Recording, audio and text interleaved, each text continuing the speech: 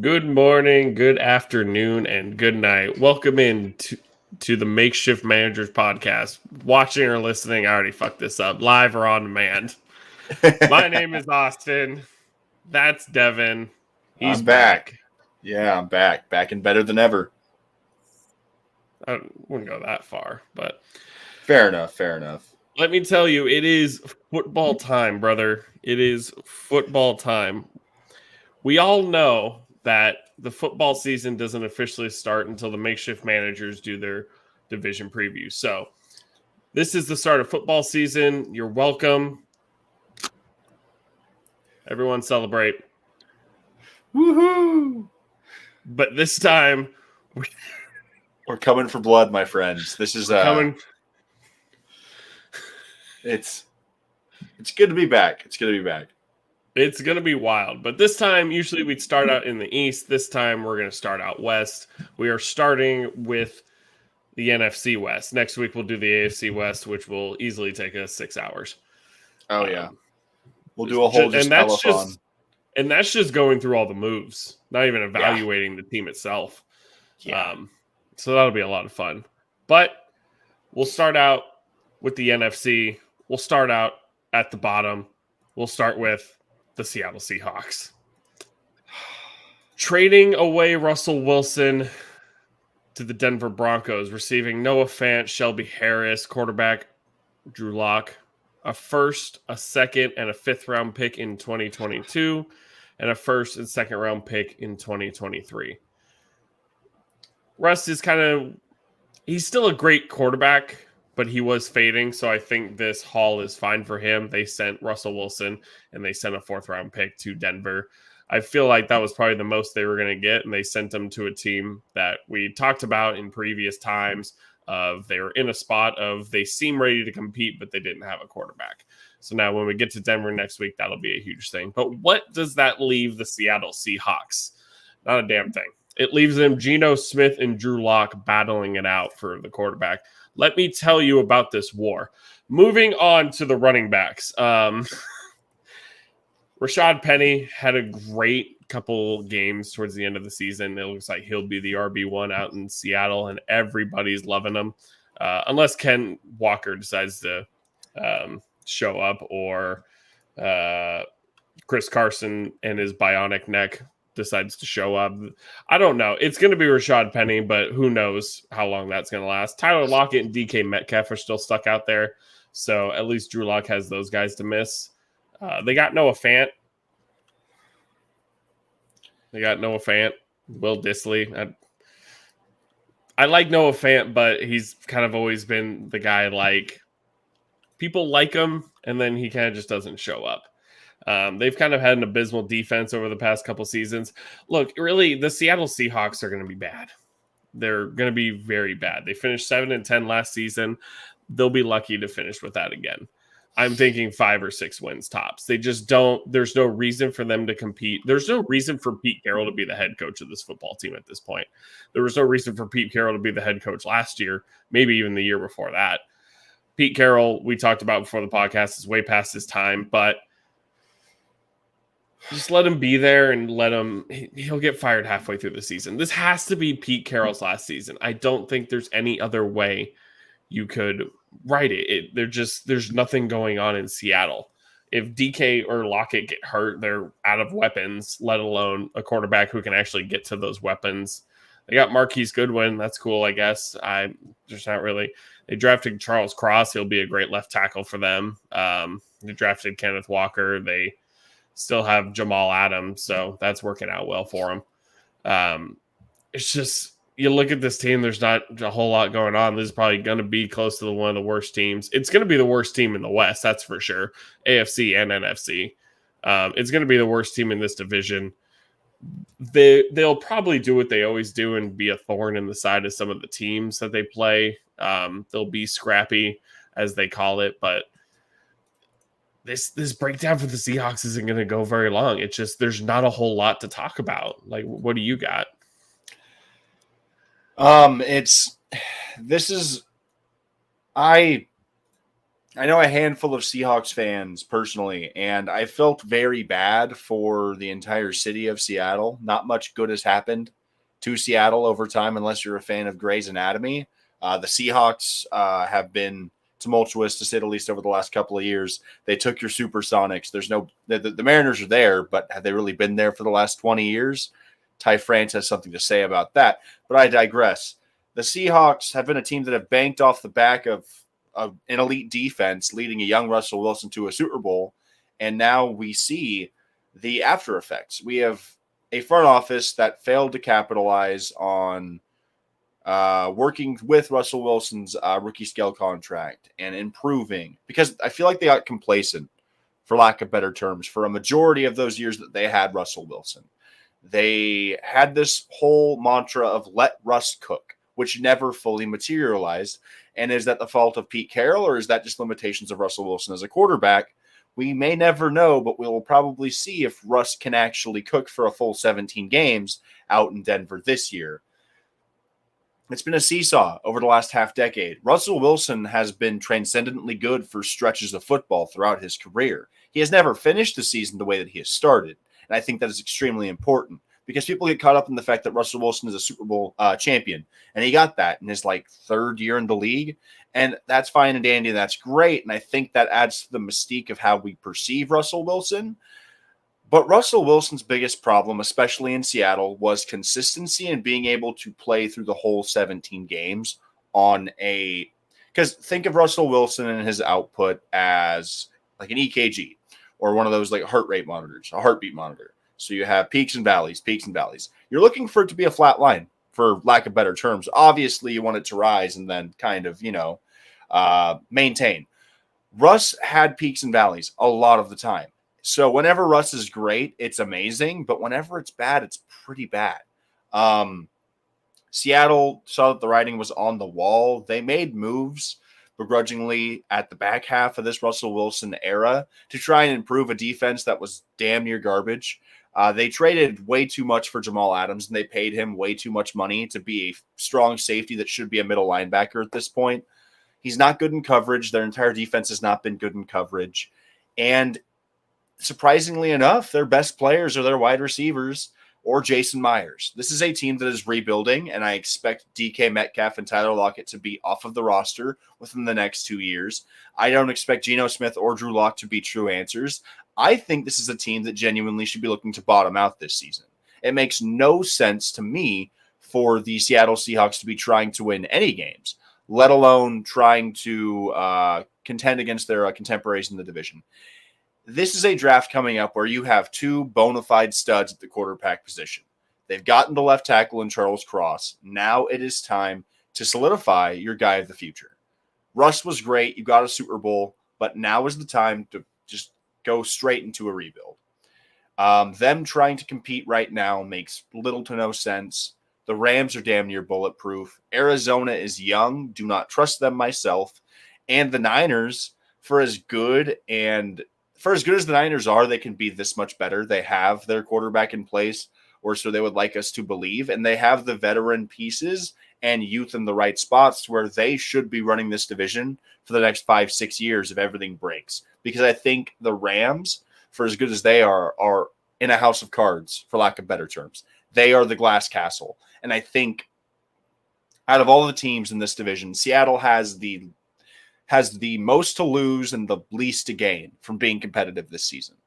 This is a team that is looking at a 4 to 5 year rebuild that can be expedited to 3 to 4 if they get everything right this season in Crater. Because you bring a guy like Bryce Young into a situation like this, you have Bryce Young, DK Metcalf, Kenneth Walker, Tyler Lockett, Noah Fant, and you figure out the defense in the back end of your drafts. Because I like what they did in this year's draft. There were people calling for Malik Willis in the first round. Do you think bottoming out will keep DK and Tyler on the team? If you get Bryce Young, do you think you could sign them and keep them? They're great weapons, don't get me wrong. We're not going to get in terms of fantasy. They're great deep threats. They're good wide receivers. But do they have to get a Bryce Young to keep them on the team? They just have to pay them to keep them on the team. Money talks. Terry McLaurin just signed an extension to play with the shittiest carousel of quarterbacks I've seen in the modern NFL. They've given him nothing but a bowl of like Sour Patch Kids and a middle finger his entire career at the quarterback position. So money talks. Deebo Samuel wants out of SF because they're not going to pay him the money he believes he's worth. If they give DK Metcalf a check with enough zeros, he will be a Seattle Seahawk. I find it hard for this team to sit here and look at the roster and the depth chart and say, fuck, we're confident in Freddie Swain being our wide receiver 1 or wide receiver 2. Doesn't make sense. So if you can be bad enough this season to be in a position to get a CJ Stroud or a Bryce Young or one of these top prospects, like Bryce, like as good as Trevor Lawrence was coming out of his class, it feels like this Bryce Young thing is the sweepstakes. Because yes, Trevor Lawrence was one of the most acclaimed quarterbacks we had coming out of college since Andrew Luck. I don't think we're going to see an Andrew Luck type guy come out for a couple more decades. I think Luck was extremely special in his mentality, build, all of this shit. But everything that we've seen from Bryce Young at Alabama lends me to believe that he should be a perennial all-pro quarterback if he's put into the right situation. And you can crater out and hit rock bottom without liquidating all of your talent. The NFL is a really interesting league in that facet. They have a salary cap, but there's ways to move around the money and there's ways to get creative where you can pay guys as much as you would like and it not affect your salary cap. It'll come down to Seattle as an organization being willing to pay these players to stick around. They already stuck their foot in their mouth paying Jamal Adams all of this guaranteed money. I think it would be disingenuous to not keep a guy like DK Metcalf, who they drafted less than 3-4 years ago to be their all-pro receiver. And whenever he's healthy and engaged, he has all the tools to be that.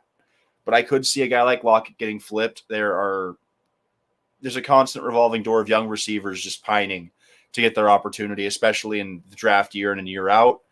But this rebuild, I think if they can get quarterback right in this coming class or even the next year's class, it's going to come down to that. If they can't be bad enough for one of these top 2 picks, the rebuild's pushed back 3-4 more years, and possibly DK gets traded. Right, because being mediocre doesn't really do anything for them. They have Drew Lock and Geno Smith. There's no reason for them to win more than 4 or 5 games. And obviously, nobody tanks per se. You know, nobody tries to lose on purpose except for the Browns and Hugh Jackson, and Miami apparently. But that's neither here nor there.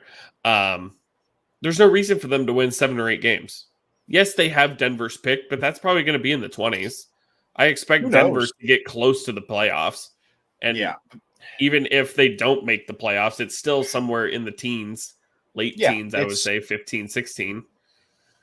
This is a team that finally looked in the mirror and said, we're not good enough under current construction, and they moved their biggest asset. Granted, they could have moved Russell Wilson 2 to 3 years ago and gotten a far bigger haul. I think they got the least amount of picks they could have gotten out of a Russell Wilson whenever they actually moved him. Yeah. And that's only the fault of the front office and guys like Pete Carroll in trying to keep this thing going. The best organizations in the NFL know when it's time. Like, you cannot hold on too long because you will set yourself back years. And so Seattle, they have a lot of professional football players on this roster. Geno Smith isn't a terrible quarterback. He is not a starting quarterback by any means, in my opinion. Rashad Penny has been a flameout for most of his career due to injuries. Kenneth Walker has potential. I don't expect Chris Carson to suit up at all this year. I think he may be done. The next stuff is super scary. Tyler Lockett and DK Metcalf, damn near a guaranteed 1,000-yard season for both of them just because of the talent they have. But this is a team that has far too many holes for me to actually sit here and say they're going to be a 7 to 6 win team, especially with the guys at the top of this division commanding so much talent and just concentrating so much of it in one space.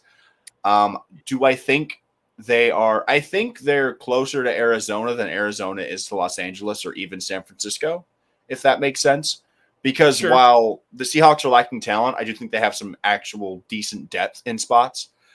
Defensively, they have some pretty decent names. Their defensive tackle group with Quentin Jefferson and Poona Ford. You have Shelby Harris as well. They added a guy at the right defensive end in Uchenna Nwosu, who played for the Chargers last year.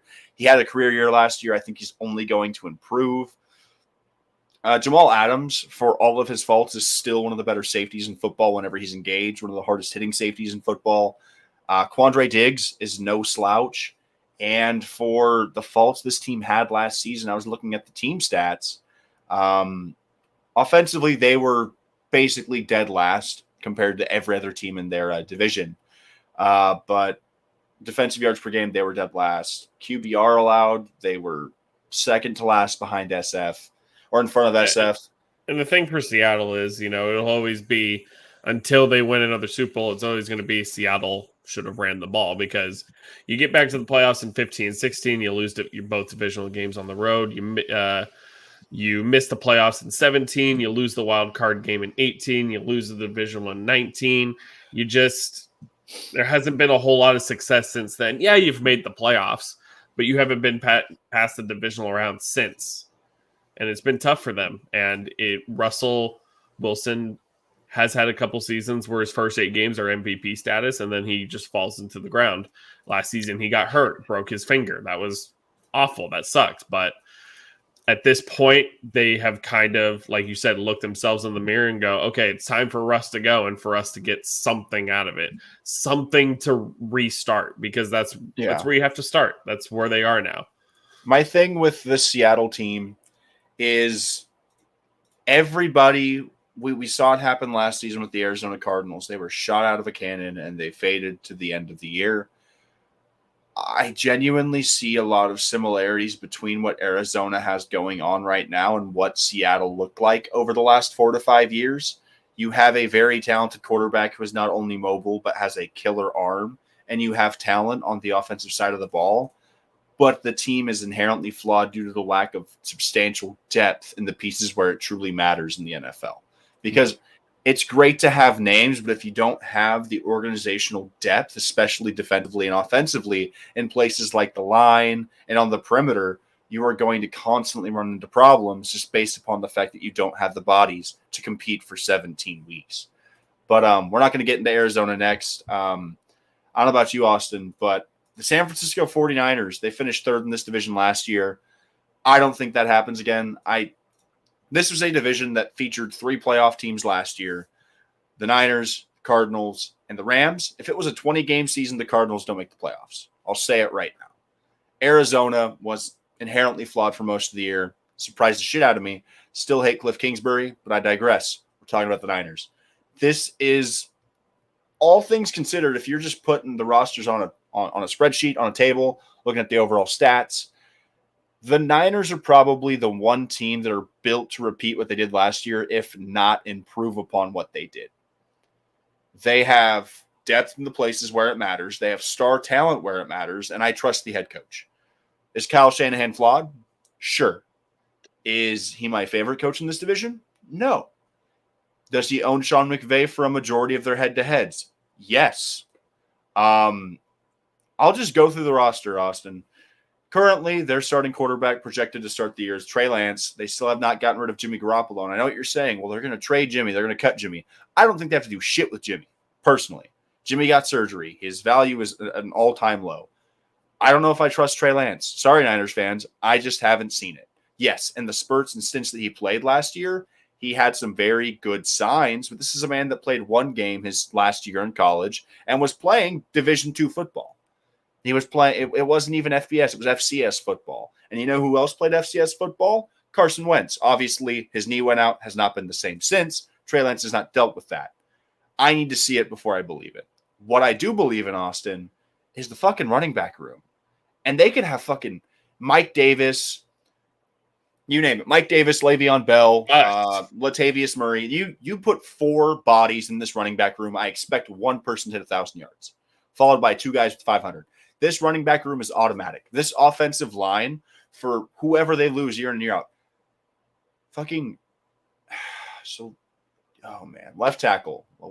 Here we go. Trent Williams, the name that failed me. He is the best left tackle in football. And I'm a Chargers fan. I love Rashawn Slater. Great rookie season. I hate Trent Williams. Trent Williams is, and he's the best lineman in football. Pro Football Focus ranked him that. It's just his little spurt back. That's not a false start. Just drove me nuts for games on end. It drove me completely nuts, but I cannot deny that he is one of the best left Superstar. tackles. Yeah. Superstar players get superstar calls. Aaron Donald chokes dudes every other week. Does not fucking matter.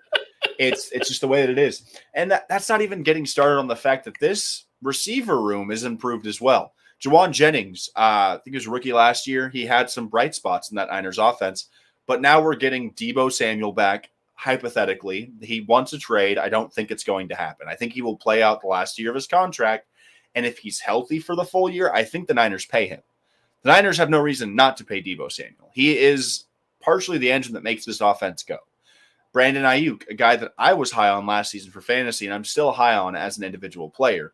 To quote the people from Twitter, he has that dog in him. He's a very, very good receiver. Highly physical, great hands, super athletic. And they added a guy from the Pittsburgh receiver room in Ray McLeod who should be able to return kicks and play a solid wide receiver 3 to 4 in spurts. George Kittle, he exists. I like to think that he could be back to what we've seen him in the past. If George Kittle stays healthy, this offense is leaps and bounds better than it would be without him on the field. He's the best blocking tight end in football. And as a receiver, he can give you 90% of what Travis Kelce will week in and week out. Obviously, Kelce will have an uptick in his performance this year with the loss of Tyreek Hill. But a fully healthy Niners team, I know exactly what I'm getting, and I know the framework for how they can do this. And it's not like they weren't just in the Super Bowl less than 4 years ago. This is a roster that has changed minimally and improved drastically. They made it to the Super Bowl where Emmanuel Sanders was their wide receiver 1 and Deebo Samuel had not yet fully arrived. Did they have Trent Williams back then as well? I think they added him the year after. My biggest thing here, their offensive line, they still have Mike McGlinchey. Jake Brendel is a solid center. Their guard spots, they don't matter as much. You got McGlinchey and Williams at your tackles. You just need solid guards to not let people get in the interior and kill you. The defense. This is arguably the best defense in football. I'm going to stake my claim to say this is probably the best front four the NFL has right now. So you've got Dee Ford on your left end, Javon Kinlaw and Eric Armstead in the middle, and Nick Bosa on the other end. That is a lot to contend with week in and week out. I don't care who the offensive line is. And it'd be one thing if it was just those four, but there is depth in a way that not many defenses have, especially in the NFL. You look at you look at the left end. You've got Dee Ford, Drake Jansen, and Samson Ebukam. Then you go to the tackle spot, left D tackle. After Javon Kinlaw, Hassan Ridgeway is a pretty good defensive tackle. Kerry Givens, I don't know who that is. So Nick Bosa, stay healthy. That end is going to be solidified. Now we're looking at the linebackers. You got Dre Greenlaw and Fred Warner. Fred Warner is arguably the best linebacker in football, and I don't think the conversation is close at this point. Obviously, Micah Parsons had a great year last year. I think we're finally done with the era of Bobby Wagner being the ipso facto answer. I don't think that was ever the case. Luke Kuechly existed until he did not. But it's Fred Warner's position, and everybody else just kind of plays there. And for all the faults this defense had last year due to health in their secondary, they got, in my opinion, the second best corner on the market and a guy in Charvarius Ward. They pried him away from Kansas City. I'm a Chargers fan. We got J.C. Jackson. I was actually hoping we could get Charvarius Ward if Jackson signed elsewhere. I think Charvarius Ward has improved greatly over his time in KC, and playing alongside guys like Jimmy Ward and Greg Odom will be really good in that secondary. Then the right cornerback, if everyone's healthy, this corner room could actually be very good, Austin. Emmanuel Mosley had a good year last year. And if Jason Verrett can stay healthy, I'm telling you from personal experience, he is a cornerback one type dude. He is that good. Special teams, you got Robbie Gould, you got Mitch Wishnowsky. Ray McLeod's going to be doing some punt returns, and you got Jermichael Hasty doing kick returns. This team has an answer for every question aside from quarterback, but even then if Trey Lance struggles, they still have Jimmy. You plug him in. This is a professional football team. Beyond injuries, I don't have doubts. And this is coming from a person in 2018 or 2019 whenever I said, oh, the Niners can't keep this up. It's been 3 years. I'm finally believing in the team that has been built have kept up rather organically. And I don't think they're afraid to spend, and I don't think they're willing to waste time with Kyle Shanahan. I'm interested to see what happens with their offensive coordinator going to Miami, because I think that will be a hit to this offense in general. He might have been the run coordinator. So there's a lot of turnover in this division in terms of coordinators due to the nature of the head coaches. McVay and Shanahan are essentially the powerhouse factory for coaching development. But I'm telling you, man, they have the biggest margin of error to still win this division. More can go wrong for this team, and they can still wind up on top. I don't think that's the same for any team in this division. Yeah, so real quick, shout out to the podcast mascot, Theodore, for his click clacks. Yeah, Teddy. Having a good time. Look, we're talking about a team that was a Jaquiski Tart interception away from going to the Super Bowl. Yeah. You're talking about one dropped interception. They beat Dallas no matter how rigged that game was for San Francisco. I won't get into that, how rigged it was. You know, whoever put Mike McCarthy as our head coach, that's bullshit. That's an unfair advantage teams shouldn't have. Jerry. But no, Jerry's world, baby. They had the Rams number throughout the season. They beat Dallas 23-17. They lose to the Rams 20-17. But like I said, they're a dropped interception away. Oh, yeah. They made a huge comeback against Green Bay, and their defense gave up a touchdown in the first quarter. First drive, I believe, and then gave up 3 points the rest of the way. Special teams brought it home. You see what you want about Jimmy Garoppolo, and I have done it. I'm a Dallas fan. I went into this game. How do we win this game? We forced Jimmy to throw the ball. And we saw it. He missed Kittle. He missed Ayuk. But there's one thing about Jimmy Garoppolo is that he wins. Say what you want about quarterback wins. I get it. Quarterback wins cannot mean nothing, and just like pitcher wins may mean nothing. But if you want to look at the stats, Jimmy wins football games. Jimmy is a game manager and gets you through the game enough to win the football game, regardless whether his defense has carried him or not. I don't give a shit. The problem with Trey Lance for me, and I've seen it now, Lamar Jackson got hurt last season. Granted, it may not have been because he got hit while he was running, but these guys who are running are turning into running backs. What are running backs turning into? They're turning into a punching bag. They are getting annihilated. Daniel Jones got annihilated last season. Trey Lance went down with a knee injury because he got beat up because they ran the football with him a lot. Trey Lance can be a good quarterback. He will fit in that system, but is he ready to? I don't know. And they really don't have any obligation to trade Jimmy outside of cap space. But if they're not going to pay Debo this season, they don't really need the money right now. You might as well just stick with the guy who's gotten you there, who got you to the Super Bowl, who's gotten you to the playoffs multiple years. There's no reason to go away from Jimmy Garoppolo. Trey Lance is listed as the starter at the moment, but I don't know how long that holds up. Because really, you just need a guy to hand the ball to Elijah Mitchell. My thing right now is, especially looking to project this division next year, a lot of these divisions, like the NFC West, has kind of turned into the NFC East, for lack of better terms. Obviously, the teams are far better in this division, but I think it's going to be hard to see teams constantly repeating because it is very hard for teams to continually go deep into a postseason. There's reasons why we haven't seen a three-peat or even back-to-back champions in the last 20 years. It is physically very demanding of these athletes to be playing into February year in and year out. Kyle Shanahan has gotten production out of guys like C.J. Beathard and Nick Mullins during his tenure as the 49ers head coach. Trey Lance may be the most physically talented quarterback he has had in San Francisco. He turned Matt Ryan into an MVP. Not saying Matt Ryan was bad before Kyle came to town. He's been terrible since. But if there is a mind that I trust to get the most out of a young quarterback, outside of maybe Andy Reid, I don't think there's anybody close. We saw what McVay did with Jared Goff. Kyle Shanahan's the guy you want to develop a young mind that's going to be running your offense. And I don't think Trey Lance has to do too much. I don't think Trey Lance is going to come into this offense and be tasked with throwing for 300 yards a game and minimizing the interceptions. He's going to have to control the ball. He's going to have to hand the ball off. And I think there's going to be a lot of RPO this season. And I think it's going to make them even more dangerous to actually try and cover. That's what I've seen out of the Niners for so long. And that's why I think it works for Jimmy. They're not a team that beats you with bombs over your head.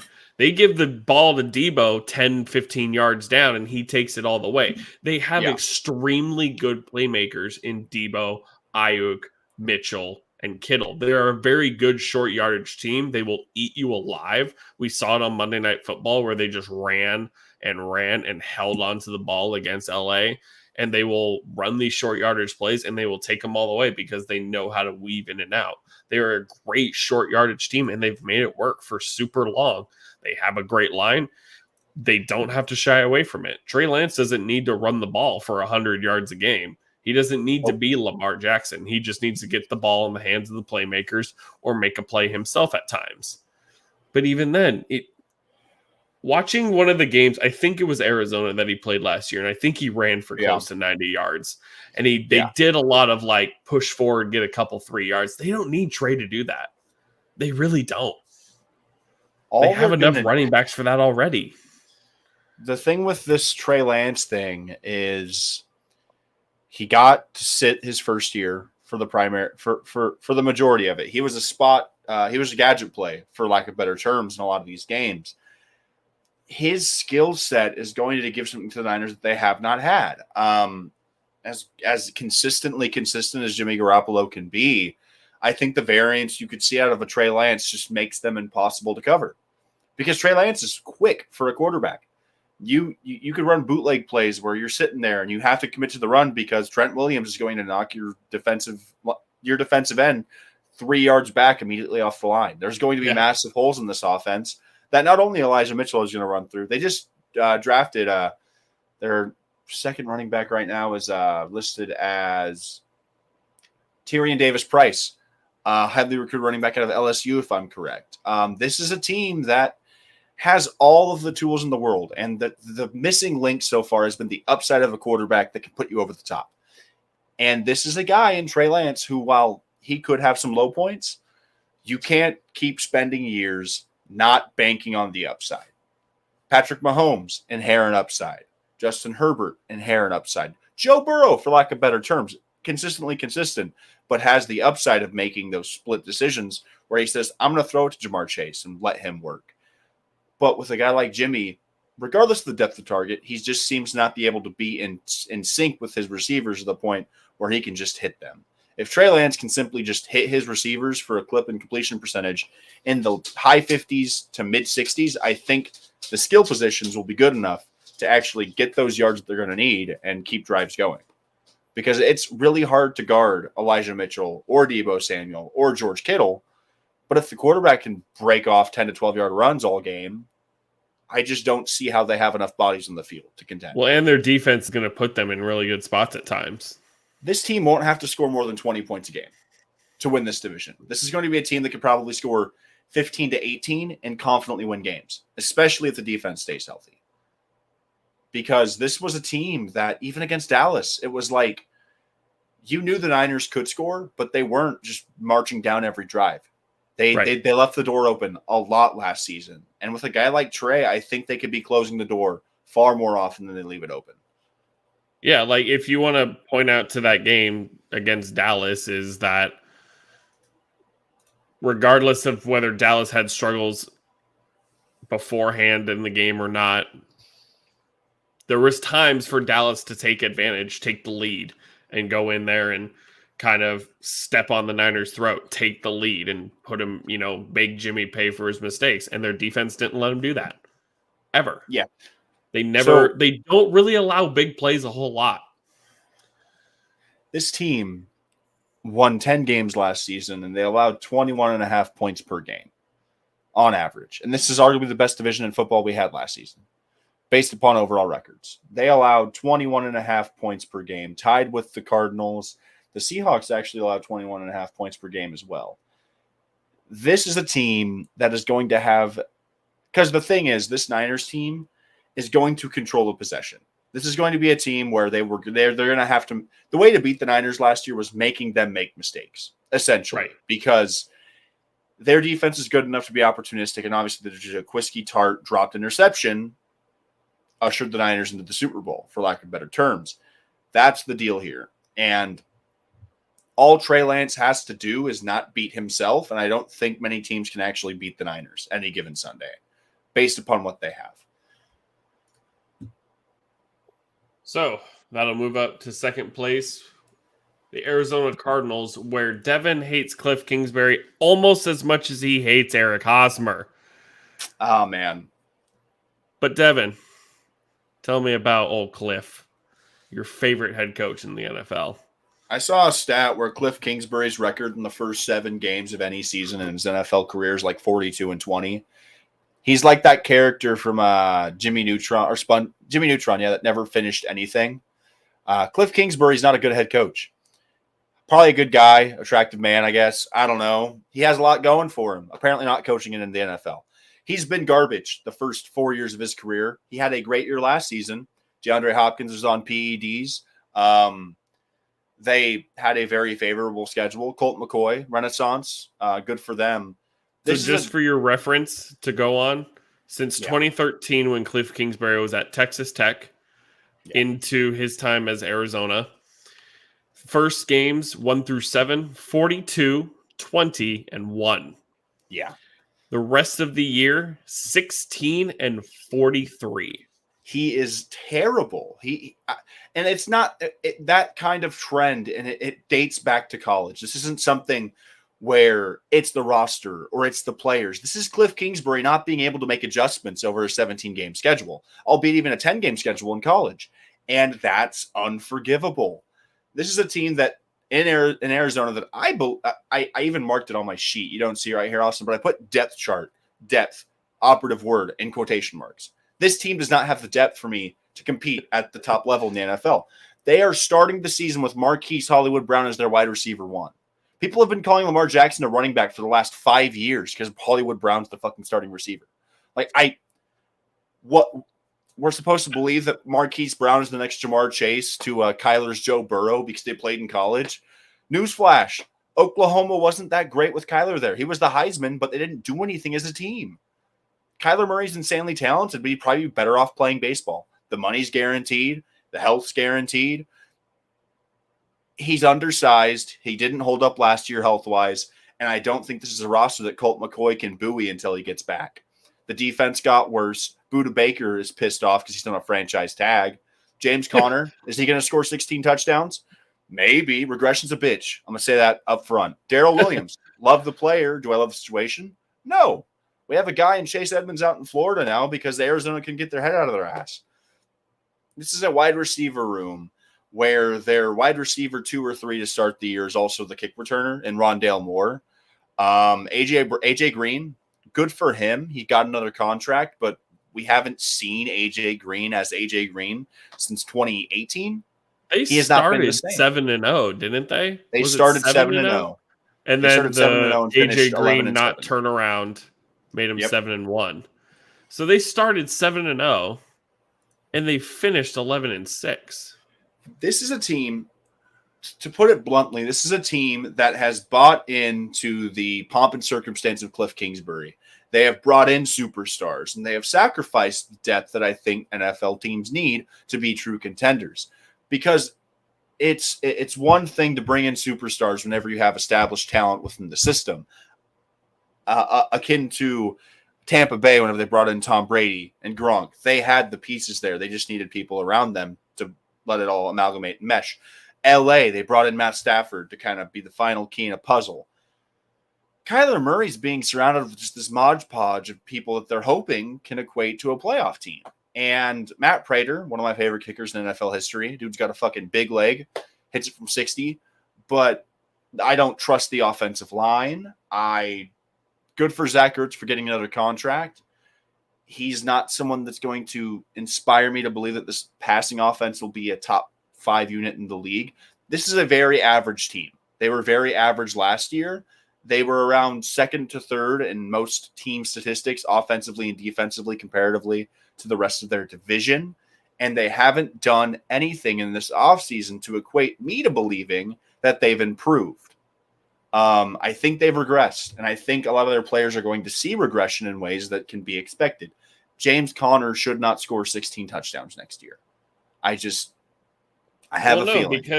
because he doesn't have Chase Edmonds to get him there. He's not. He was a goal line back, and then when Chase Edmonds got hurt, he was the back. But he's not going to score that many touchdowns being the number one guy, getting 20, 30 carries a game. And we haven't seen Connor get 20 to 30 carries a game since Le'Veon Bell held out.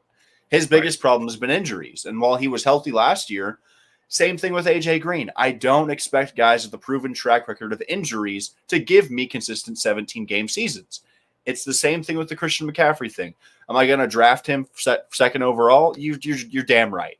The value is hell there. Yeah. Not close. Will he be out by week 5? Probably. And that's my fault. Guilty as charged. But we can't keep betting on people that have proven us wrong in the past. They have to prove me wrong in the better way. James Conner could have a full healthy season, 17 games, and I eat my words. But based upon previous experience, I do not see it happening.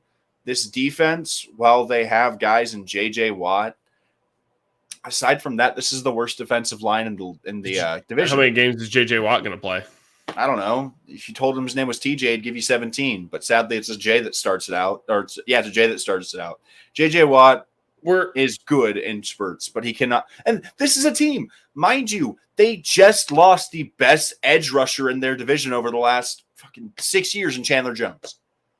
Yeah. This is a team that lost their best defender, and I'm supposed to believe that they're going to improve after the fact. We are talking about a team that started 7-0, lost to the Packers, creamed by the Panthers. Granted, I think Kyler was out that game, so Colt McCoy, I don't know what you expect. But you're talking about a team that got creamed by the Lions, 30-12. They could have been division champions if with one more win. They could have been in a much different spot. Yeah, with one more win. They could have hosted a game instead of getting creamed on national TV 34-11 and the Rams making Kyler look stupid. I don't think anything changes if they're playing in Arizona, genuinely, because there's a definitive difference, whether it be head coaching or just roster. The Rams were the better organization. For me, in that sense, you're probably right. I just mean the principle in general. You could be 100%. Division champions and hosting a playoff game if you don't lose to the Lions or even the Seahawks the last game of the season. You controlled your own destiny for the umpteenth time, and you let yourselves down for the umpteenth time. And then you just get absolutely creamed. Yeah, I love Kyler Murray, don't get me wrong. But there's nothing with this team. They've consistently let us down towards the end every single time. It's the Cliff Kingsbury effect. Well, in effect, every single time. And yeah, they lost Chandler Jones. So what are they going to do now? How many games are they going to have J.J. Watt for? Zach Ertz is a great tight end. I think he's a solid option for them, but they're not going to have DeAndre Hopkins again for how long is his suspension? 4 games, 6 games? It's 6 or 8. It's 6. My thing with this team, too, is the offense, they did technically improve, and they got some better depth at receiver, which doesn't matter because DeAndre Hopkins is suspended. They added a piece in Darrell Williams. So I was probably a little prematurely too harsh on the offense. Defensively is my biggest problem. You have teams that have proven offenses and have actually improved their offenses throughout this offseason. I'm going to read you the listed corners that I have from the depth chart I took from ESPN.com. Left corner, you got Byron Murphy Jr. and Jace Whitaker. Right side, you got Marco Wilson and Breon Borders. Aside from Murphy, I don't know who the fuck any of the other guys are. Never heard of them. And maybe my fault because I'm not a Cardinals fan, but this is a secondary, aside from Budda Baker, that I have little faith in. And if I'm supposed to believe that the defense that's commandeered by J.J. Watt and Budda Baker and hopefully Isaiah Simmons comes to form, Isaiah Simmons, for lack of better terms, the Cardinals wanted him to be Micah Parsons, and he just hasn't been him. So it's going to take a lot of improvement internally on the defensive end that I don't see them making, at least this year. And it's going to take consistency and health on the offensive side that I don't think history has given us any inclination to actually bank on. This is a team that overachieved, for lack of better terms. Cliff. And I don't know. would have to pull it up and do more research. I don't know who was available at the time that they had their draft pick before they traded for Marquise Brown. But like you said, Marquise Brown has had spurts of greatness. He's a fast guy, but his drops are a problem. And you lost Christian Kirk. Granted, that's not the biggest loss in the world, but Marquise Brown just is not your number one. AJ Green is definitely not your number one. James Conner cannot get 30 carries a game. Kyler Murray cannot get. I mean, granted, Kyler Murray has been better about getting out of bounds and not taking as many hits, which I think is extremely beneficial for him, especially given his stature. But yeah, this team, 11-6, maybe 10-7, 9-8. I don't think they get double-digit wins this season, and I don't think it's surprising. I think they are a step below the other two teams in this division.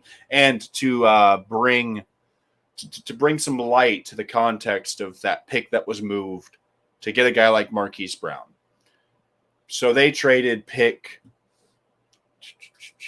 23, which was used to select Kaiir Elam from Florida at corner. Players taken after Kaiir Elam in the draft. Tyler Smith, you know him a lot, Austin, Dallas Cowboys. Tyler Linderbaum, Jermaine Johnson II, Devin Lloyd, Devontae Wyatt. Not going to mention this guy, Cole Strange, George Karlaftis, Daxton Hill, and Luis Seen. I named off 4 or 5 guys that would have been immediate upgrades to that defensive unit that were consistently dragging on. And I get it. After Jamar Chase was the best receiver in football aside from Cooper Kupp the back half of last year, it's intriguing to pair a college quarterback with their college star receiver. But I don't think it's just plug and play in the way that they're going to try and anticipate it to be out in Arizona. Hollywood Brown has been Burbank Brown for most of his career. So I'm not banking on him being the true wide receiver one that Kyler's been looking for whenever DeAndre can't stay healthy.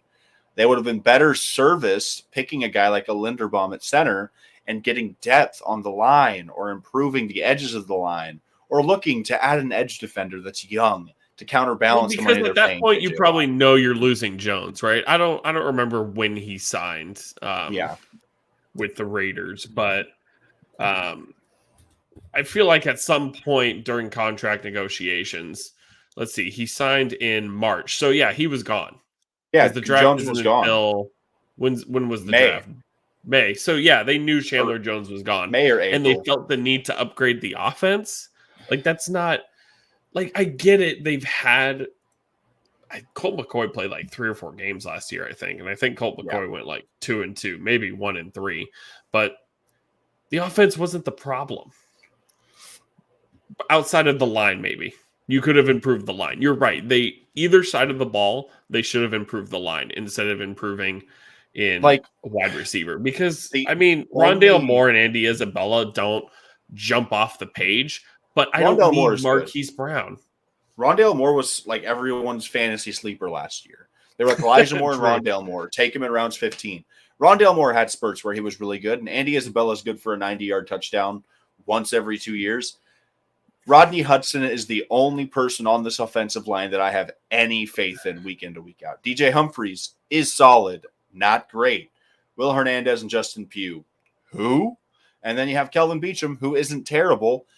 But if you're going to compete at the highest level, especially in this division, you've got defensive fronts that are going to be getting to the quarterback. And that was the biggest problem Arizona had playing against the Rams. They could not give Kyler time. And whenever he didn't have time, he made costly mistakes.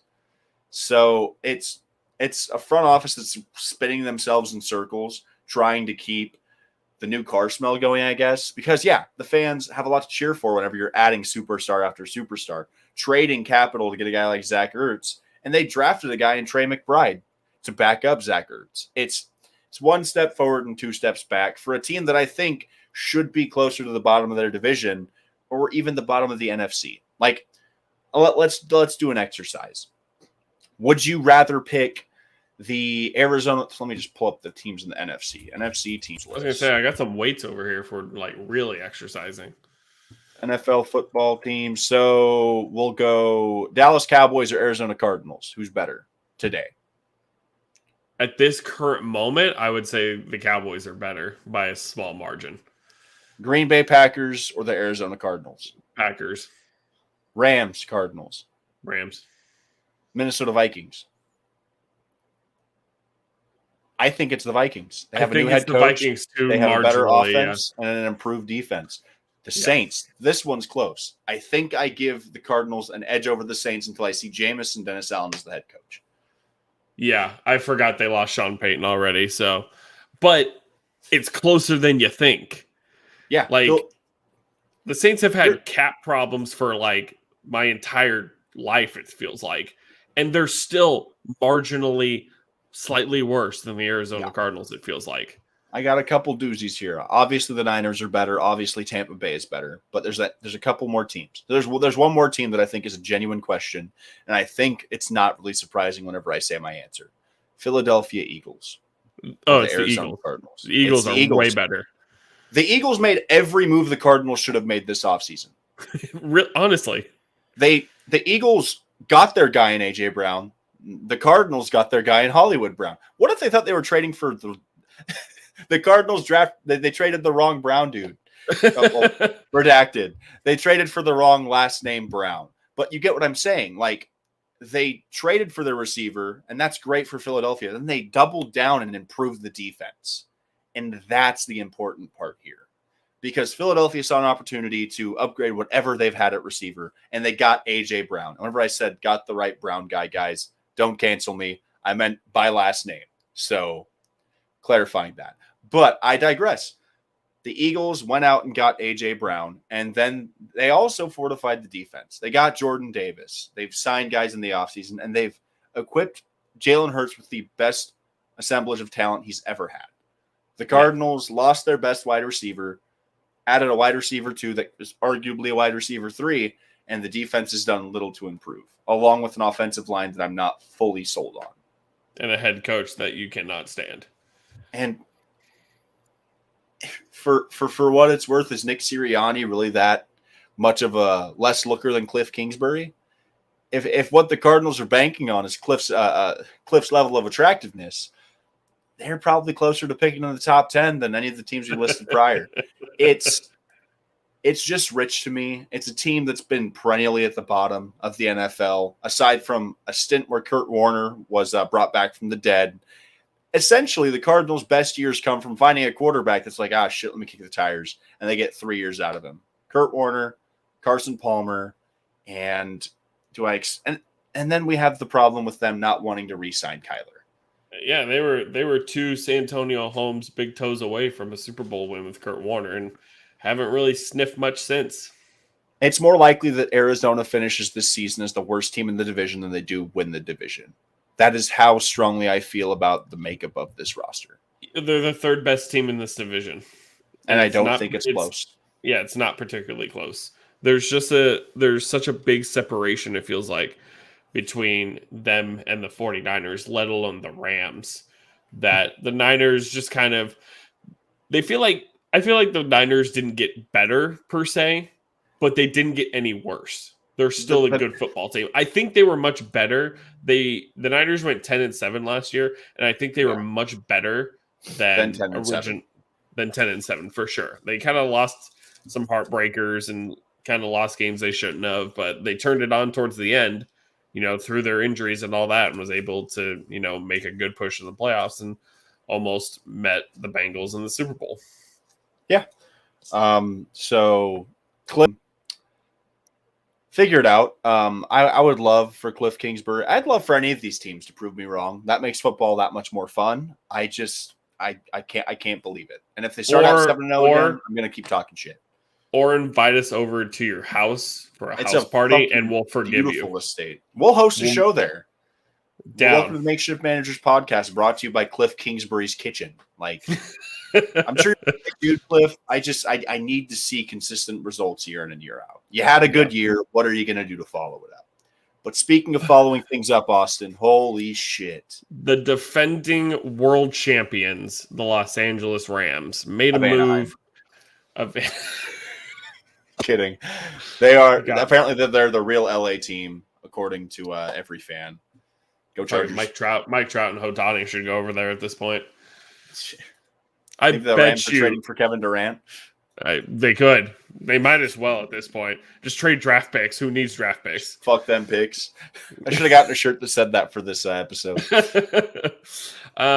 Look, there's a lot to say about this team, but there's a lot to say about this team that you already don't know. Matthew Stafford left Detroit, was brought to Los Angeles and won a Super Bowl title. Deservedly so. I love Matt Stafford. I think he's a great guy, great quarterback. Cam Akers came back from a blown up Achilles. Don't know how. I would still be in bed after like 3 years, it feels like. So shout out to Cam Akers for having a solid comeback story. Cooper Kupp had the second best wide receiver year ever. And drove a lot of people to a lot of fantasy championships and drove me to the finals until Jamar Chase. Second. I got third again. You got third, yeah. I don't know what I have to do.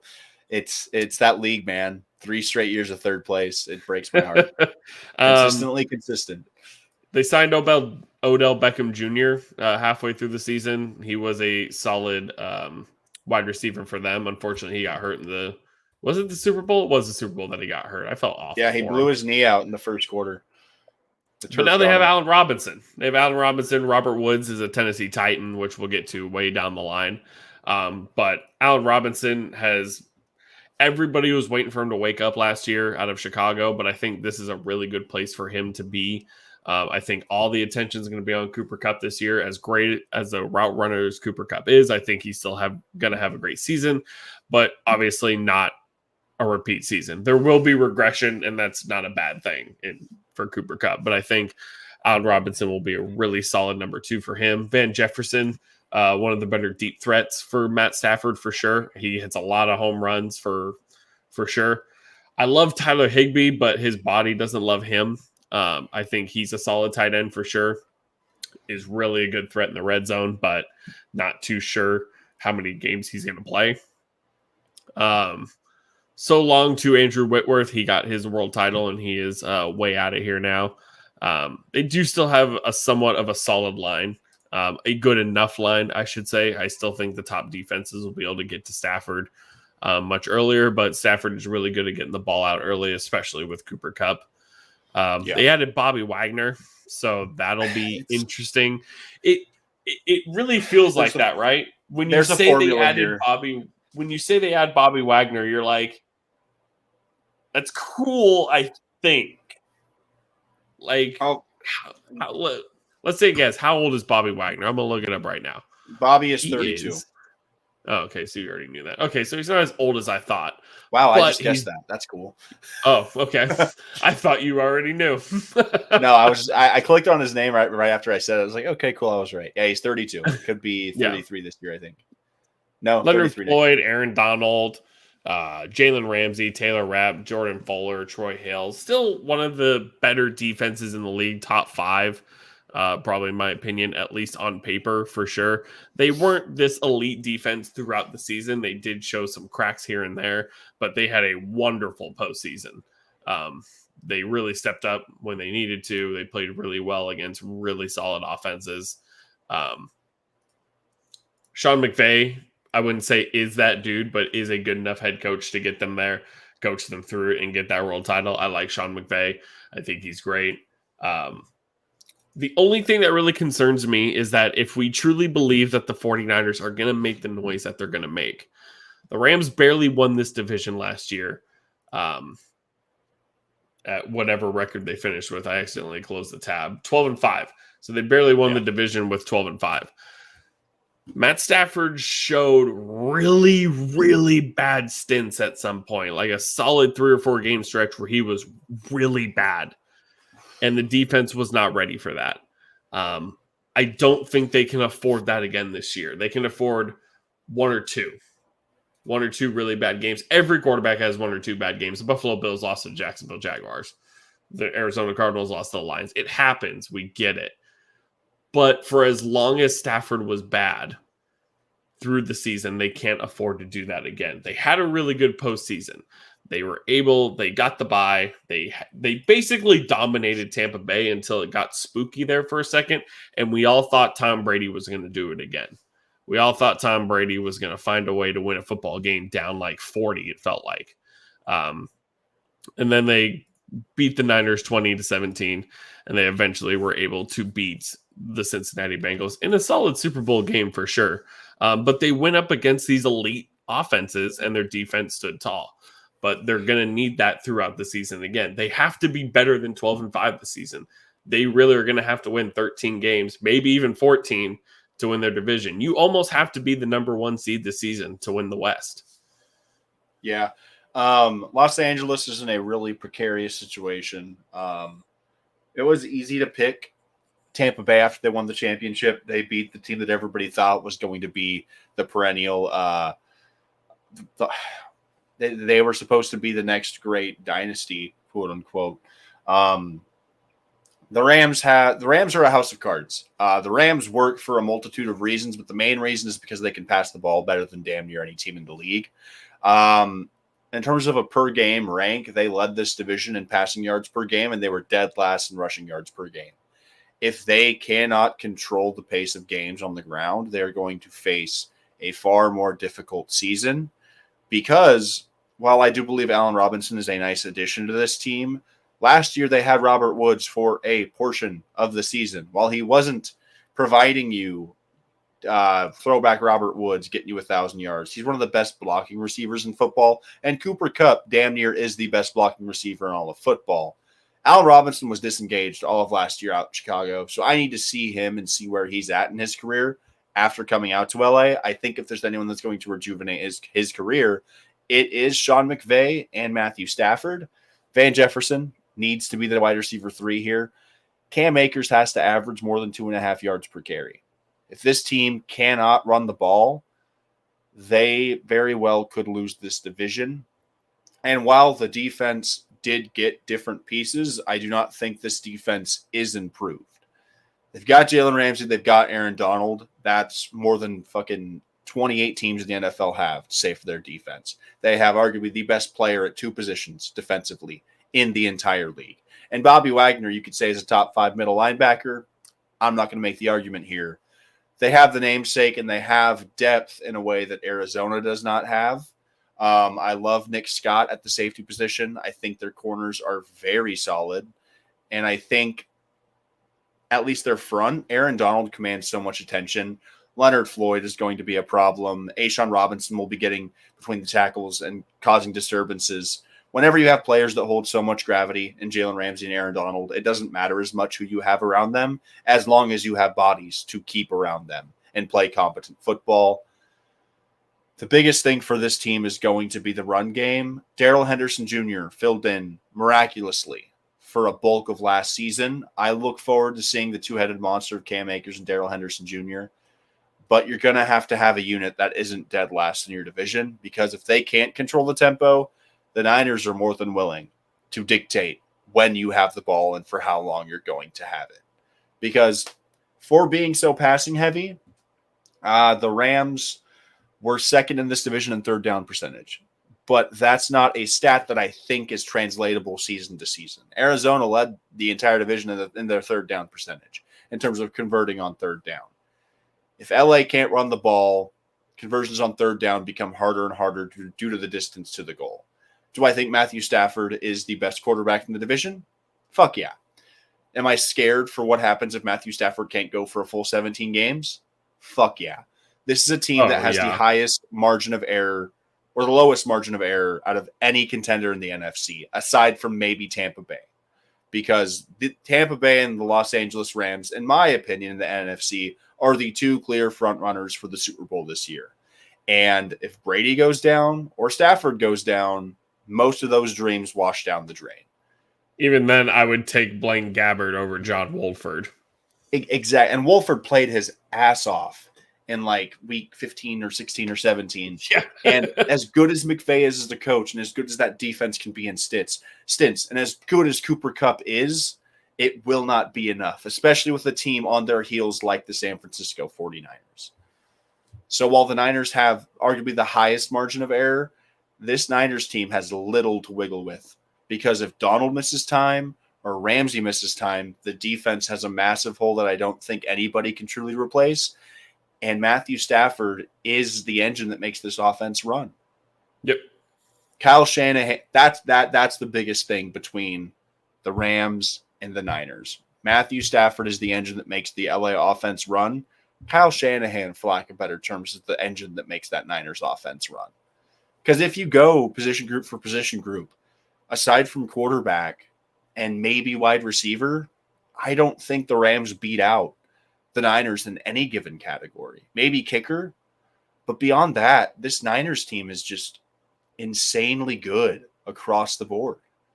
And wherever they do have holes, they have star talent to make up for where those holes present themselves. Mm-hmm.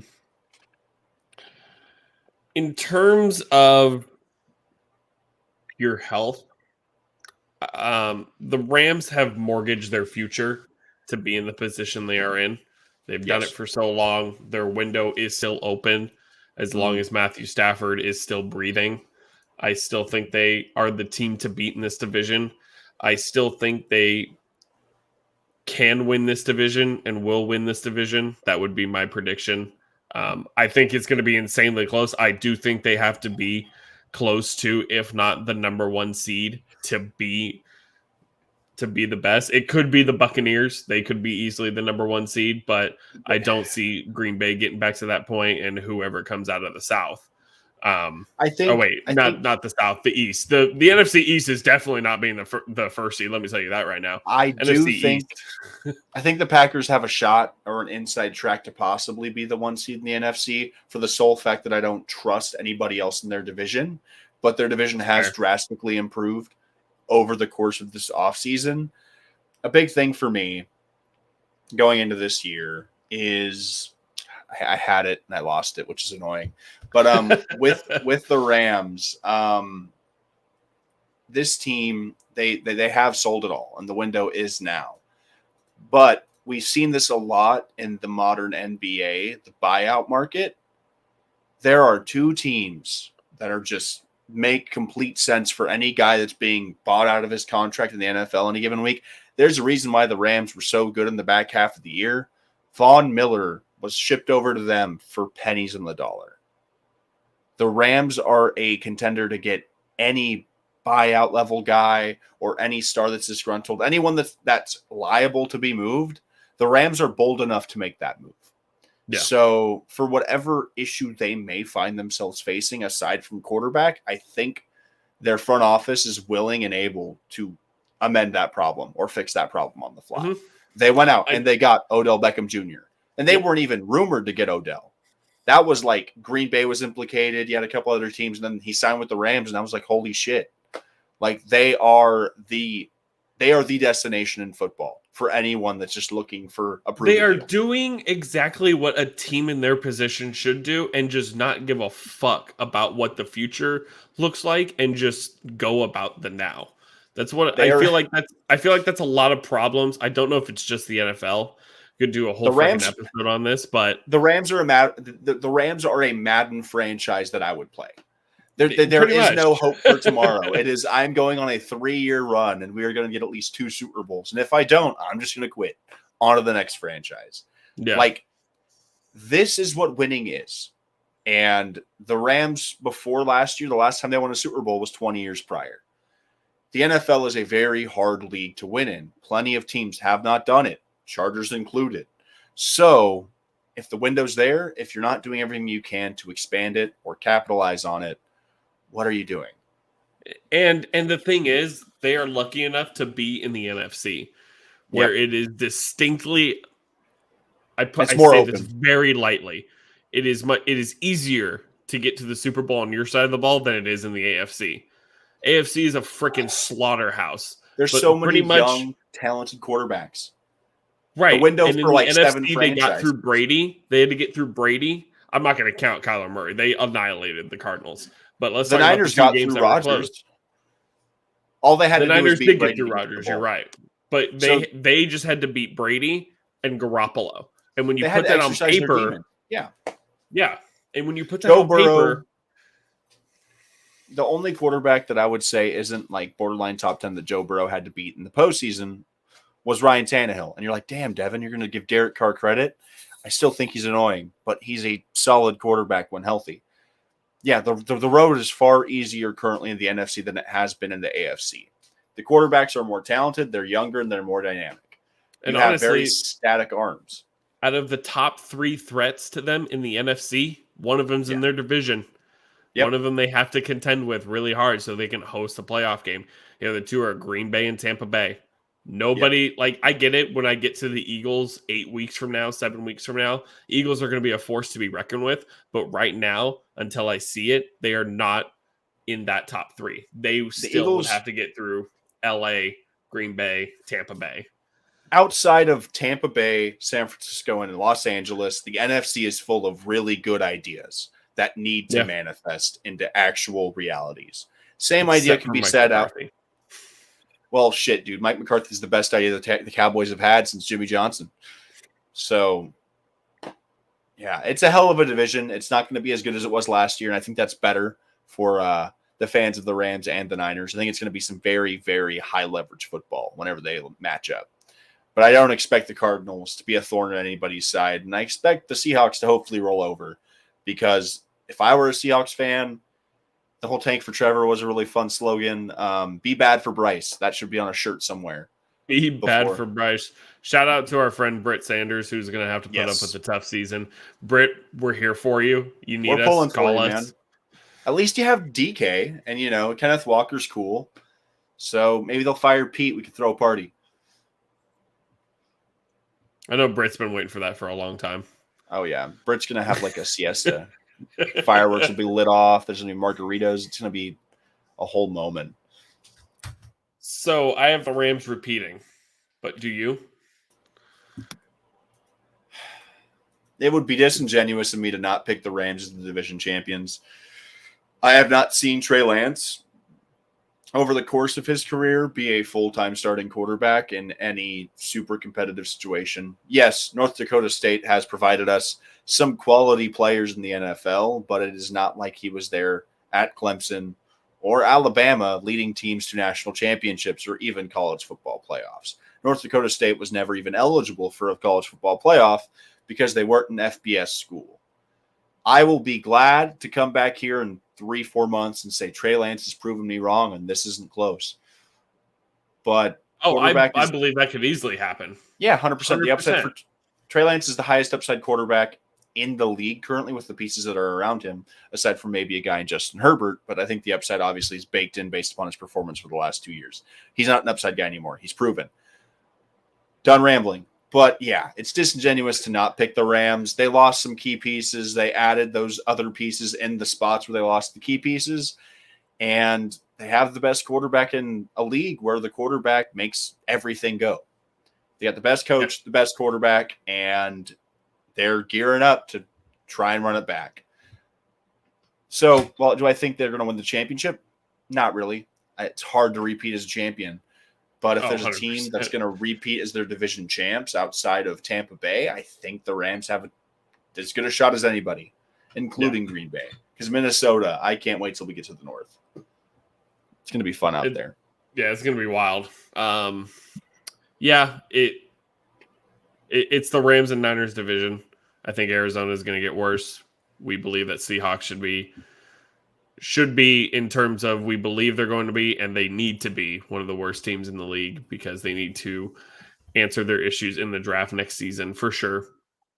And that's kind of just how it's going to be. And easily the Rams and Niners could flip in a couple weeks.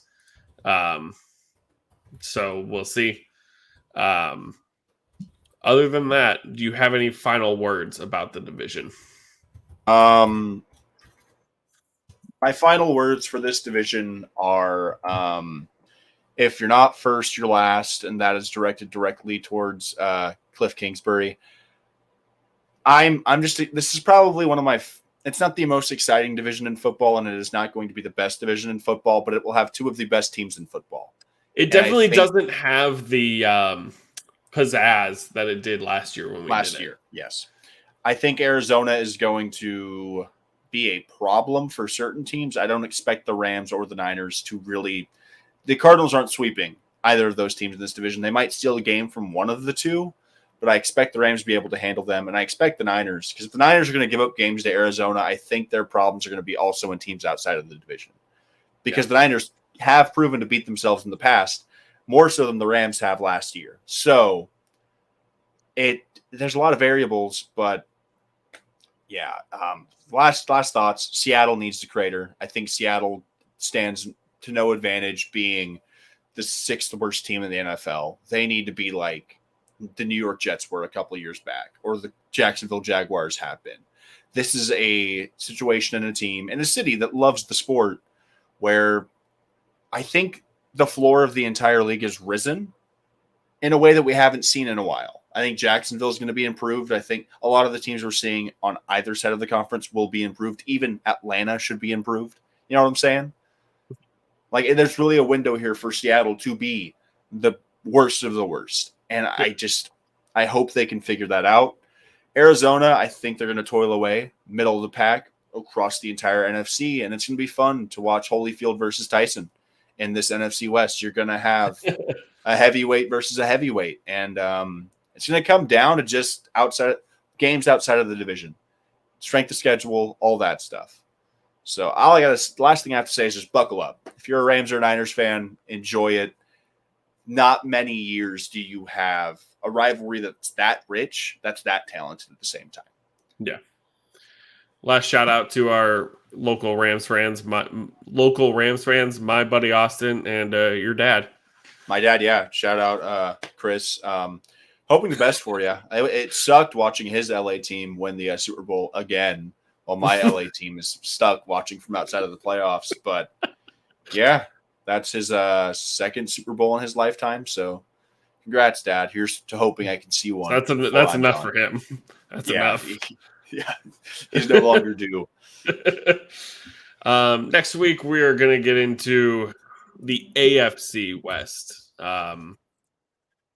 Yes. The easily AFC the best division, the AFC mess.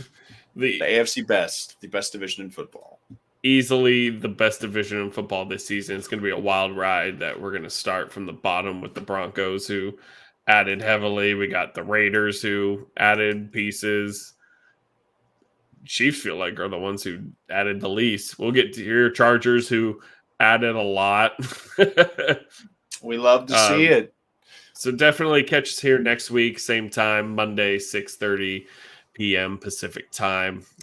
It's going to be a wild one. We're going to have a lot of fun over the next 8 weeks covering all these divisions. Football is here.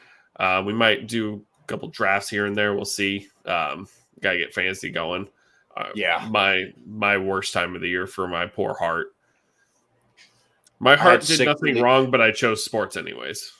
I had 6 leagues. I'm probably going to consolidate to like 4 this year. 6 is too much. It's a lot to keep up with.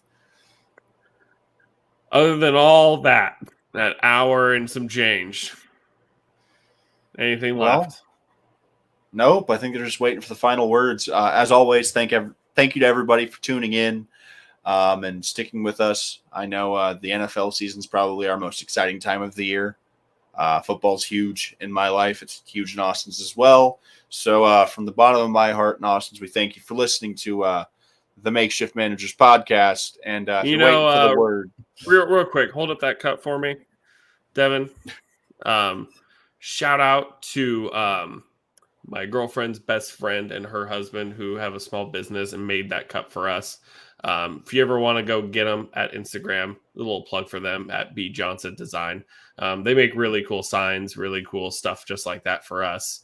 We're not selling any of the merch. We just have the cups to ourselves, but they'll laser stuff like that for you. They'll make awesome designs. They're really good people that make really cool stuff. So just want to do a little plug for them there, as Devin really enjoys his cup and I enjoy mine as well. This thing right here fits like 2 cups of coffee in it from my Keurig. Throw some ice in that thing, some creamer on top. I'm good to start the day. Boom. But yeah, no, shout out B Johnson Design. Thank you for the cup. I love it. And that's all, Austin. I think it's time to send them away with the one word of the day. Hit me with it. Hey, man, you've been listening to the Makeshift Managers podcast. Don't forget to follow us on Twitter at TMSM podcast and catch us on Spotify. We're constantly uploading. But from me and Austin, till next week, guys.